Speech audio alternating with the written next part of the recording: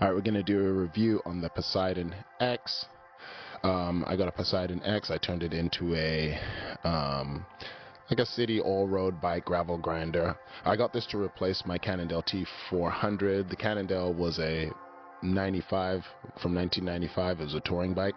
I really enjoyed that bike. I actually didn't really have a problem with it, but I have a son, so I wanted to update my bike to make sure that everything on it was more modern and it worked as well as it could.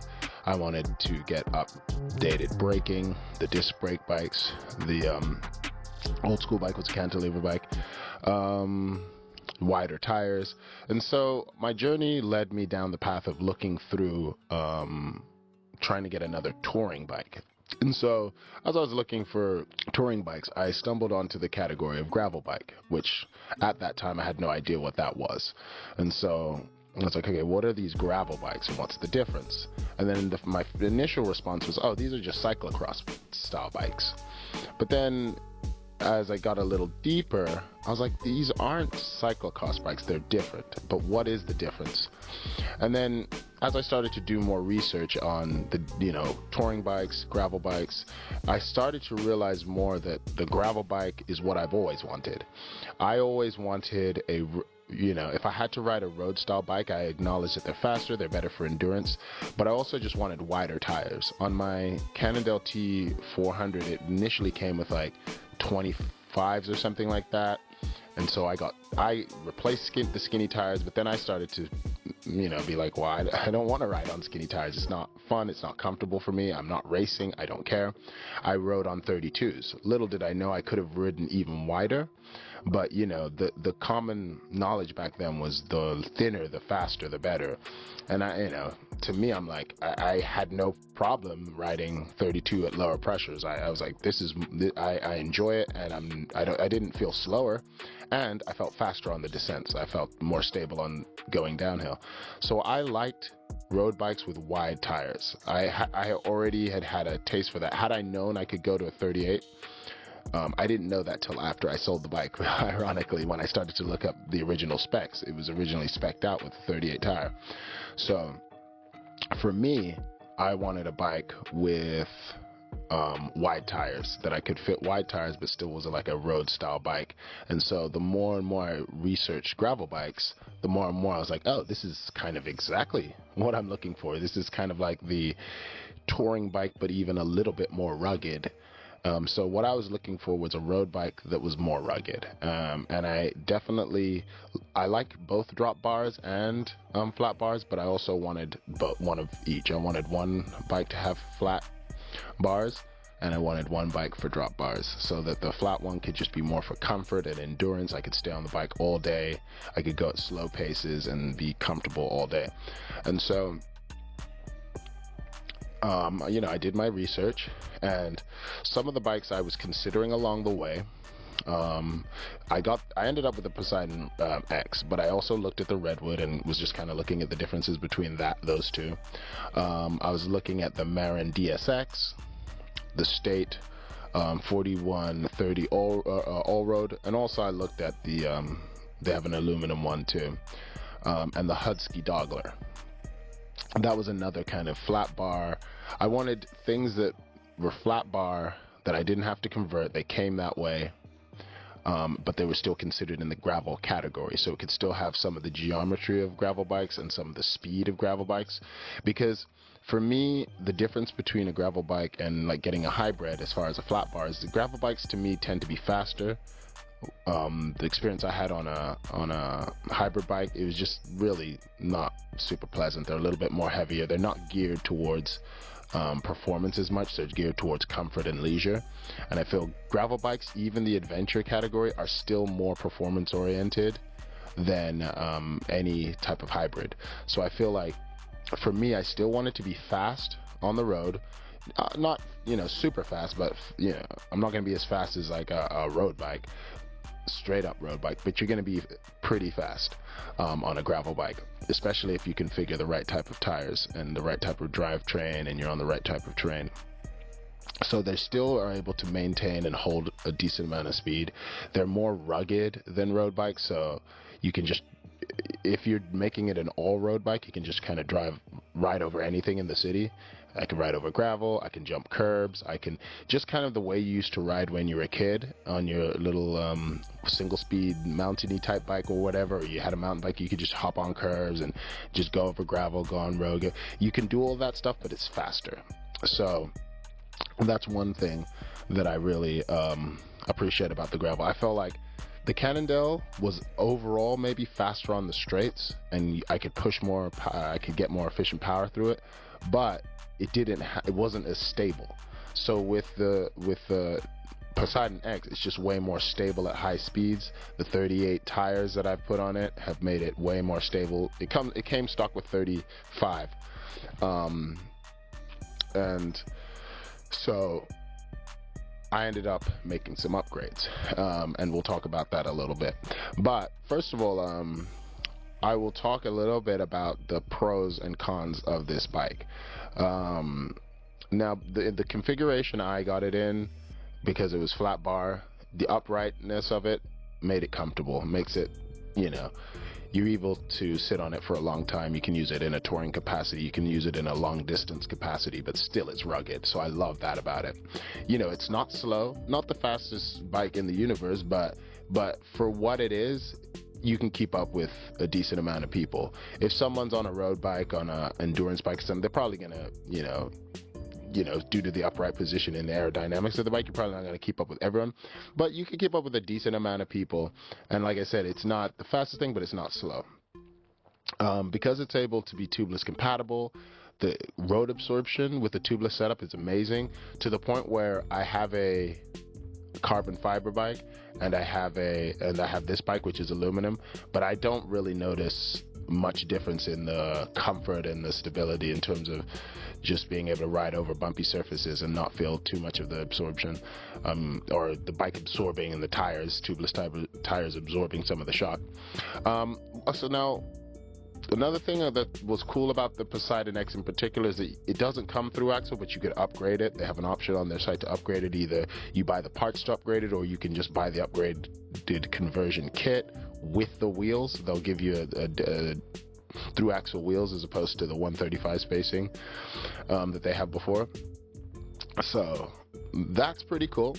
I felt like I bought the bike initially for $499. They give a lot of nice little discounts at that site, so the initial price to get in, if I just wanted to ride it like that, it would have been fine. So $499 was a great price. I got it in XL. That fits really nicely. I felt like this bike is a great bike for a beginner because it's a great platform to upgrade. If you decide you want to take your riding a little bit more rugged, a little bit more intense, you can upgrade to the through axles, you can upgrade your wheel sets, you kind of do a lot of things to this bike to take it from a nice chill grocery getter, a little bit rugged, to actually kind of a grindy little monster out there in the field. And yeah, it's just a great platform for an all-road, gravel, or touring style bicycle. I feel like those three categories of bicycle, cyclocross even, that's what this Poseidon X kind of gives to you.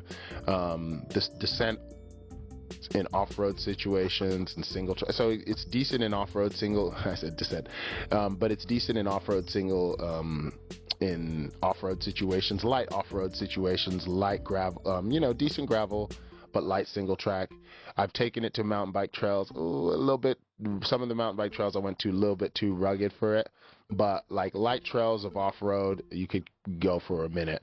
I feel like the gearing that they set you up with, the drivetrain that they set you up with, is really decent. I have not changed it. The 10 by Advent X.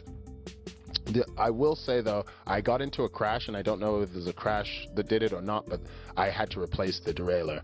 So I've never had I've never damaged a derailleur, and I've crashed a decent amount of times before. So that was one thing that kind of gave me a little bit less confidence in the Advent X. But I got a replacement derailleur. I had to pay for it myself. I feel like I could have gotten a warranty from the company, but the bike shop that I worked with really quite frankly, they effed me over. They gave me this handwritten a receipt that I could have written myself that it's like I'm not going to send that to the company. Like, so I decided to go to a different bike shop that actually documents their. If I had gone to this bike shop before, they would have I would have been able to get my warranty money back, but because of the bike shop I went to, they were just not as professional in that kind of way. They're a good bike shop. I don't want to say their name or anything but they're a good bike shop, but they're not like meticulous in note taking, and the other bike shop is very meticulous, which is what I'm looking for. So had I gone to that bike shop, I feel like I could have warrantied those parts out, but because the other ones were like, yeah, whatever, it's cool, they didn't give me any documentation, because if you want to get replacement warranty parts, they need documentation on what happened, what went wrong, maybe some pictures. And the other guys, I was trying to explain that to them, and they were just like, yeah, whatever, dude, I'll write you this handwritten, and it's like, that's not what I needed. So that was one thing I have to say about the components, is that I did have to replace that. It works well when it worked well, but then it just, for whatever reason, lost tension. And so I might have to like try and still get my warranty straight from Advent X directly. So I'll see about that. But the gearing though, really great. So now let's talk about a few of the cons, okay?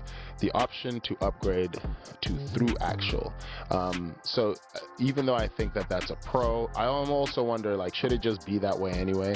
But at the end of the day, you can't really blame Poseidon, because for whatever reason, throughout place the Advent X derailleur, the drivetrain is unchanged. It came with a square taper bottom bracket, and I just won't ride on those.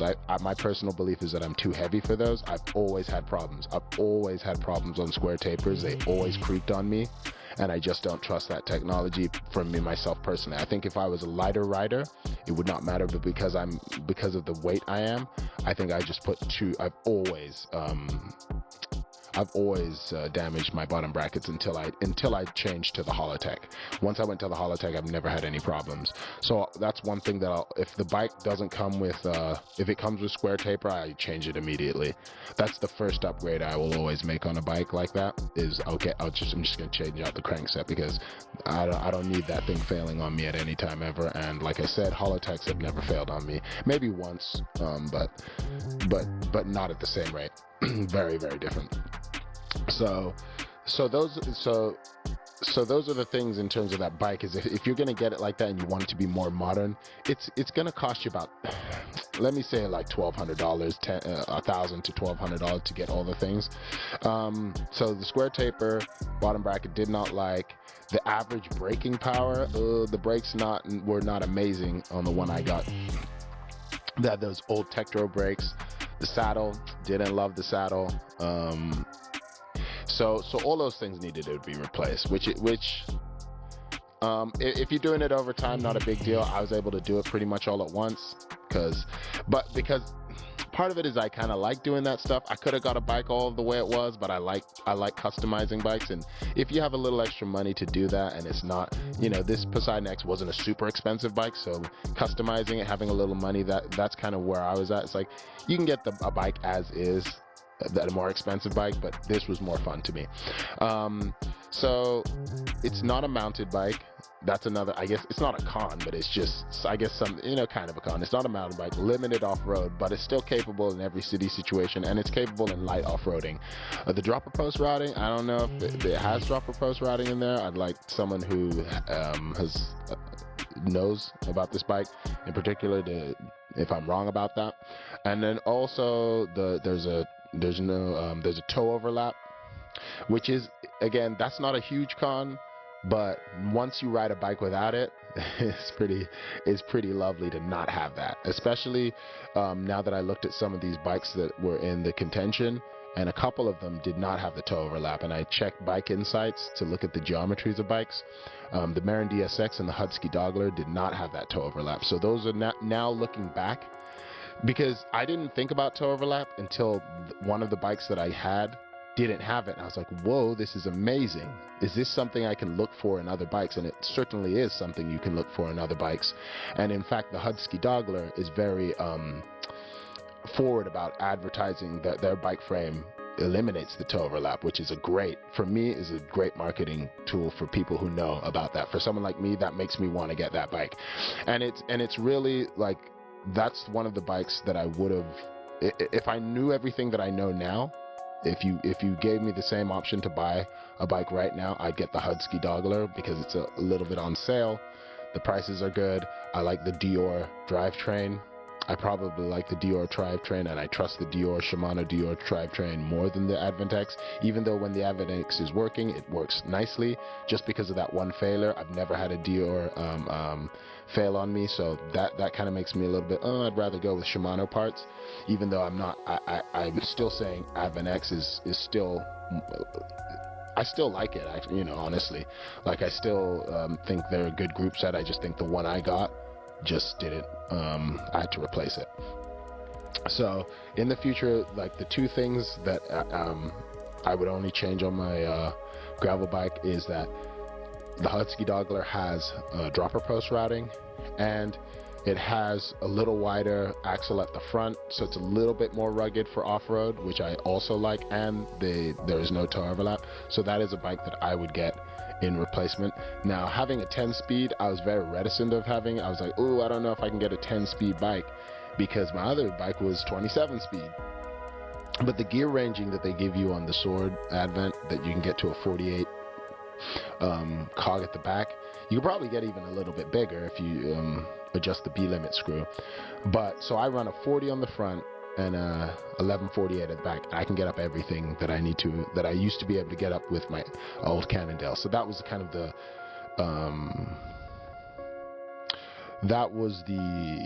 kind of comparison of drivetrains. Now, I would say, make sure your drivetrain, it's so important to make sure you get the drivetrain that you want when you buy a bike, and make sure if you don't have hills where you are, then it's not as big a deal. But if you do have hills and you want to make sure you can kind of have a bike that's limitless and can go anywhere, that's really what I was looking for. I was looking for a bike that kind of a go anywhere bike, go anywhere city bike, not go anywhere wilderness bike, because its wilderness capabilities are probably not that incredible, but its ability to kind of ride over anything, the unevennesses of the roads, bad roads with a lot of gravel paths, dirt paths, it's kind of that, when you're in the city, there's nothing you can't ride through, no alleyway you can't go through, no kind of curb you can't stomp, no kind of patch of grass or gravel that you can't ride over. So it's a great all-road, all-city bike.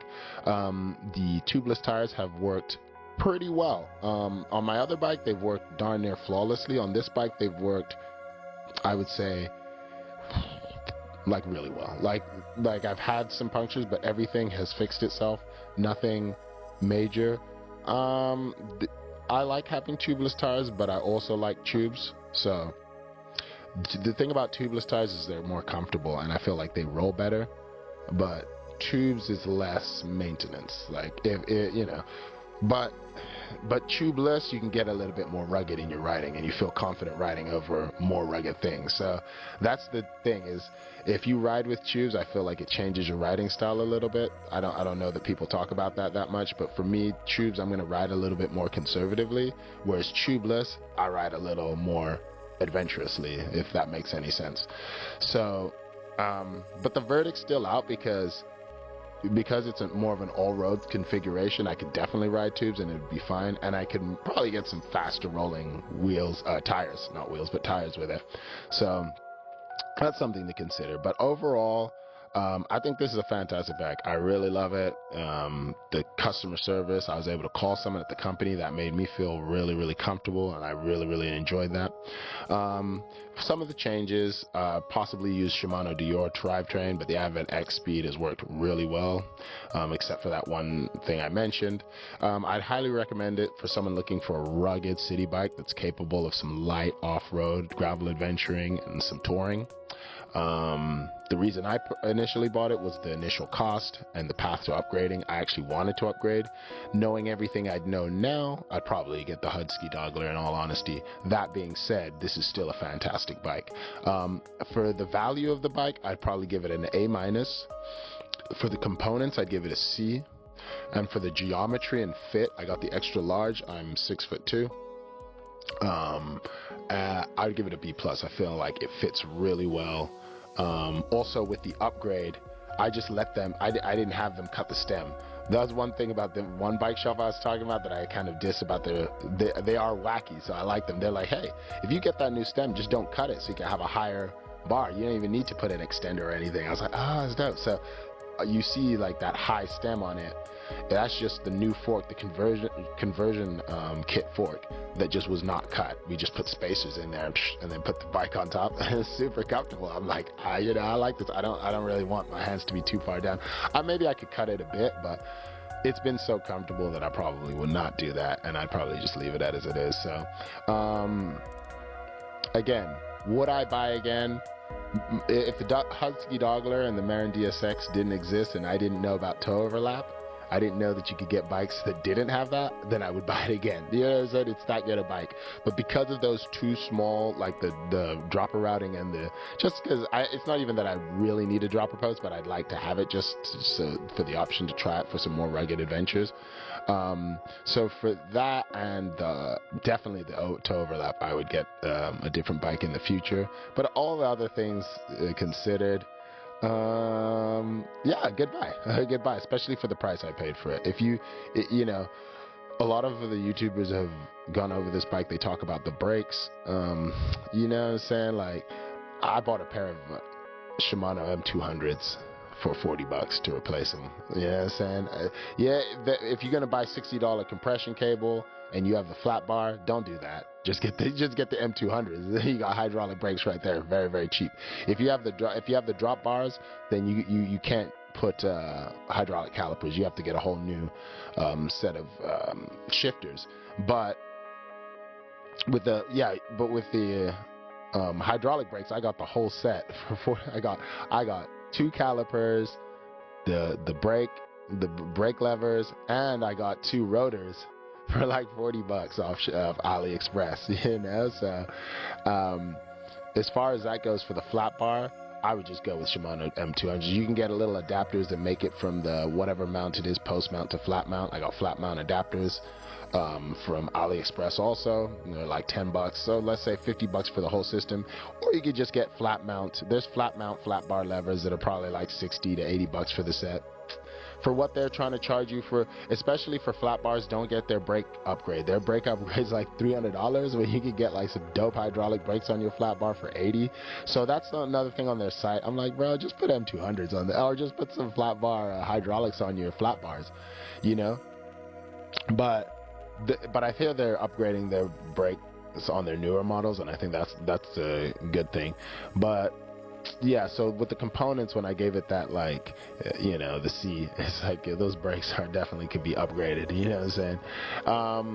But overall, again, I messed with it. I've been having a lot of fun, and I would recommend to anyone looking to get into a gravel bike.